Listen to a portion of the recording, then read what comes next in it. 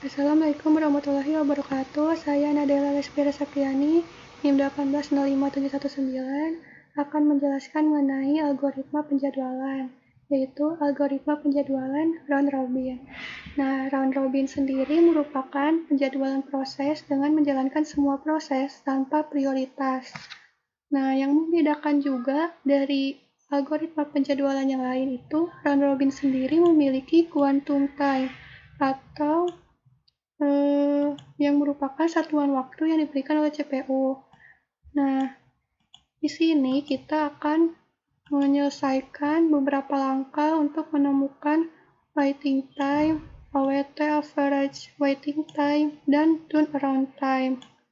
Yang pertama langkahnya itu Gantt chart. Gantt chart itu merupakan visualisasi dari proses-proses yang sedang mengantri atau proses yang akan dikerjakan oleh CPU tersebut. Lalu ada P1. P1 ini memiliki arrival time atau waktu kedatangan 0 dan burst time, waktu yang diperlukan proses itu 3. Dan quantum time di setiap proses di sini diperlukan 4 detik. Waktu yang diberikan oleh CPU-nya itu diberikan selama 4 detik. Nah, di sini tadi P1 ada 0 dan 3. Lalu ada P2, arrival time itu ada 1 dan burst time itu ada 9. Lalu P3, arrival time-nya 3 dan burst time-nya 4. Ada P4, memiliki arrival time-nya 6 dan 5.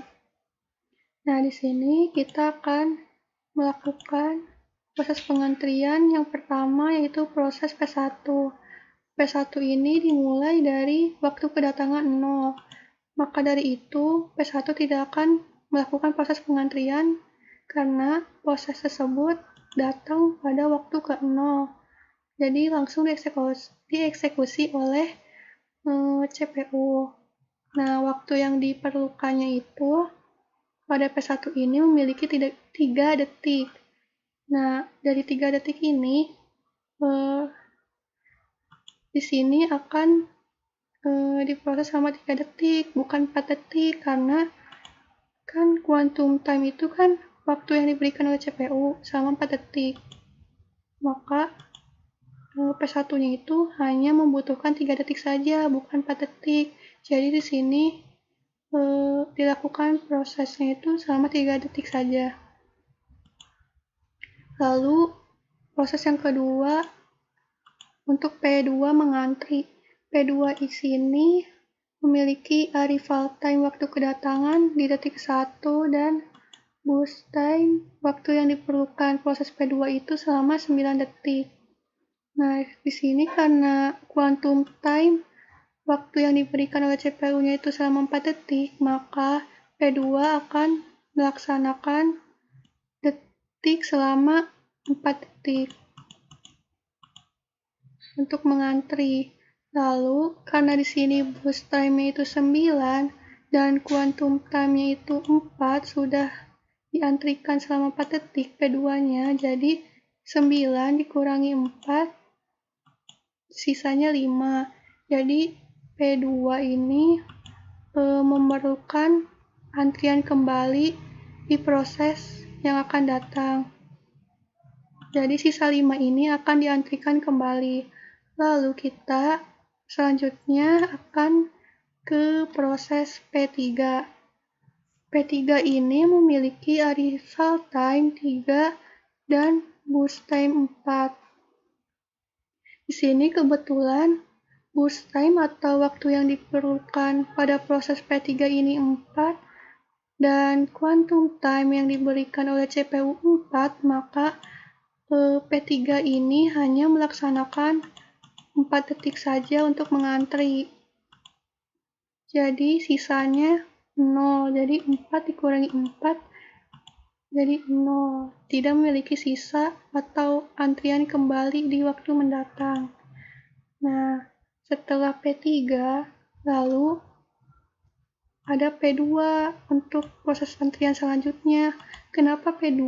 Kenapa nggak P4 gitu ya untuk melakukan antrian selanjutnya, karena pada P2 ini memiliki selisih dari P3 dan P1 ini arrival time-nya memiliki 1 detik saja.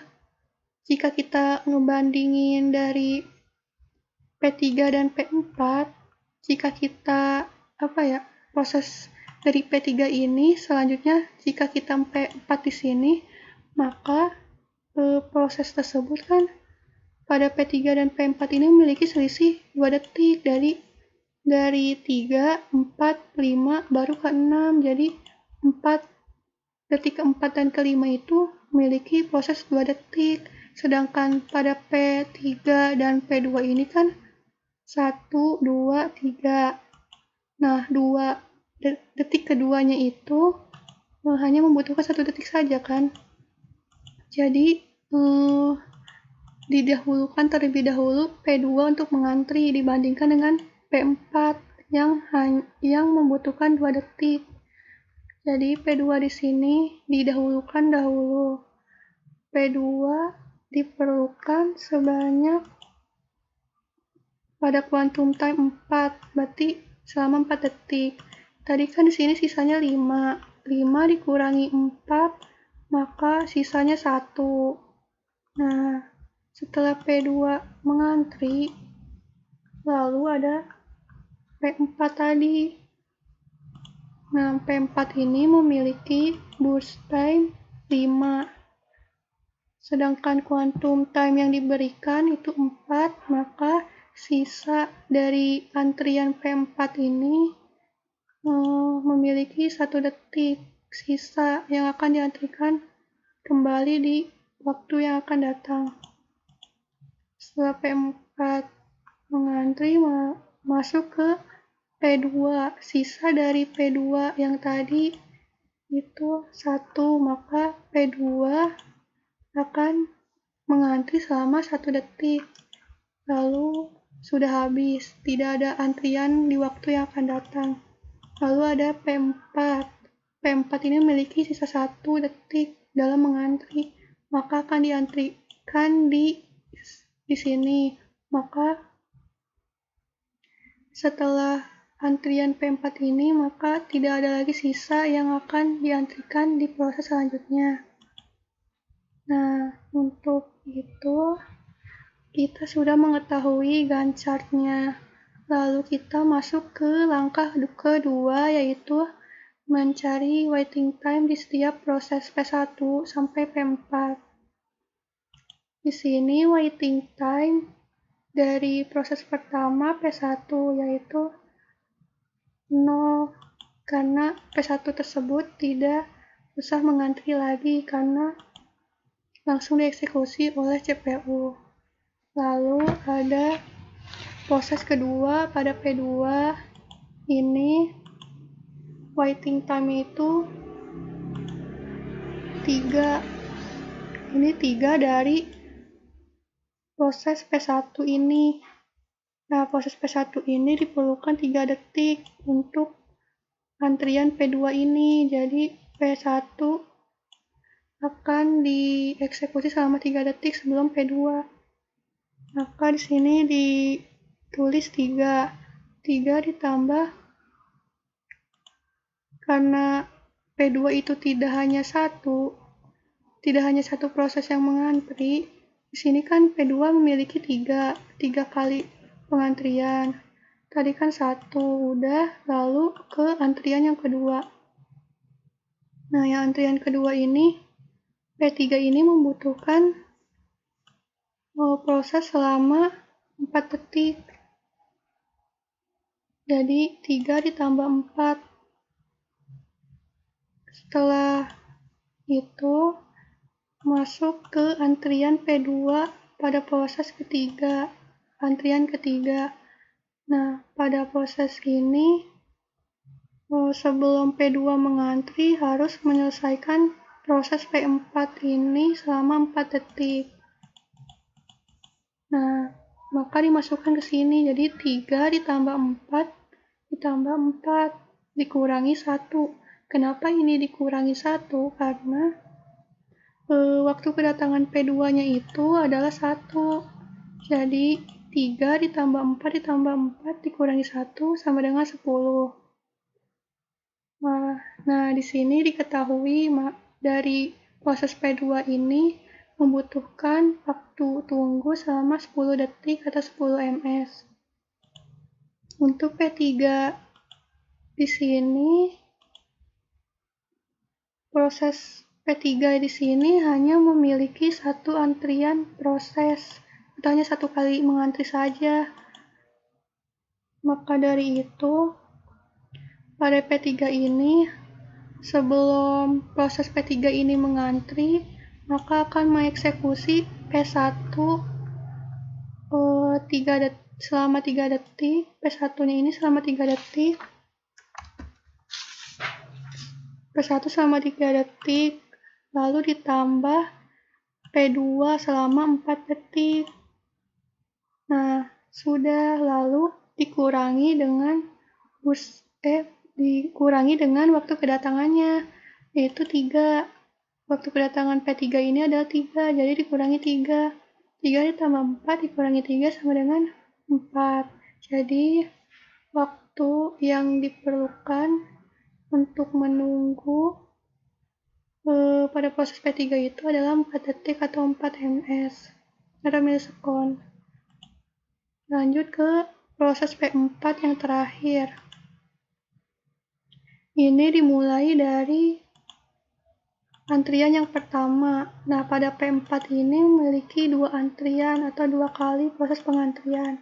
Yang pertama, untuk P4 ini dapat mengantri, maka harus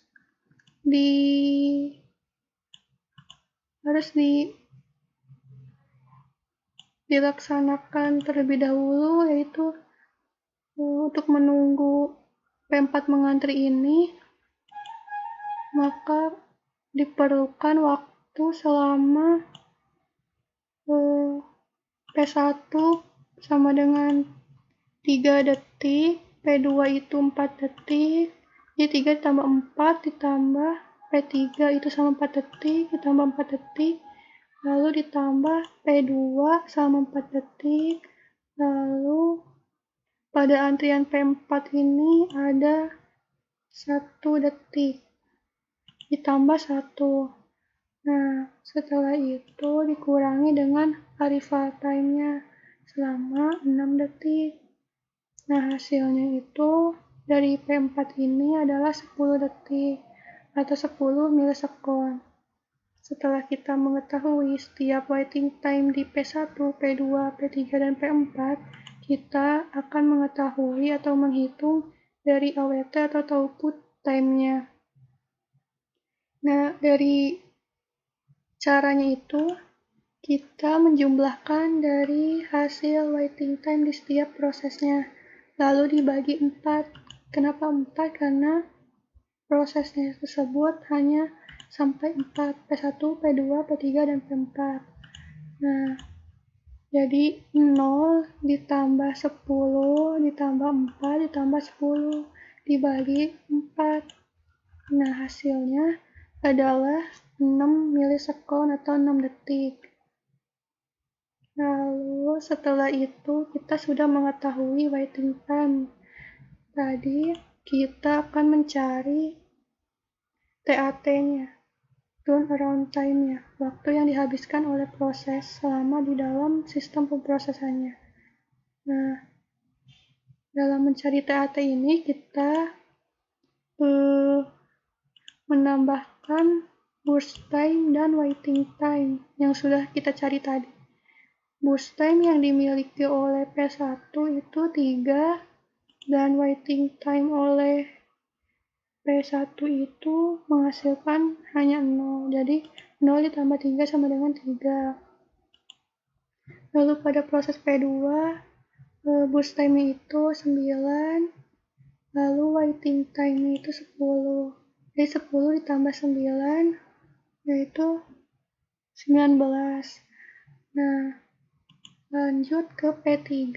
P3 pada burst time ini waktu yang diperlukannya itu selama 4 detik dan waiting time-nya itu 4 detik. Lalu ditambah 4 ditambah 4 sama dengan 8. Lanjut ke proses yang terakhir, yaitu P4. P4 di sini memiliki burst time 5 dan waiting time 10. Jadi 10 ditambah 5 sama dengan 15. Nah, di situ kita sudah melakukan langkah-langkah di sini. Maka dari itu kesimpulannya, pada proses P1, P2, P3, dan P4 di sini menghasilkan AWT atau output time-nya selama 6 ms atau 6 detik dan menghasilkan turnaround time atau TAT-nya itu selama 10 detik. Sekian yang dapat saya jelaskan di sini. Mohon maaf apabila kurang jelas atau ada kesalahan kata dalam penyampaian. Terima kasih. Wassalamualaikum warahmatullahi wabarakatuh.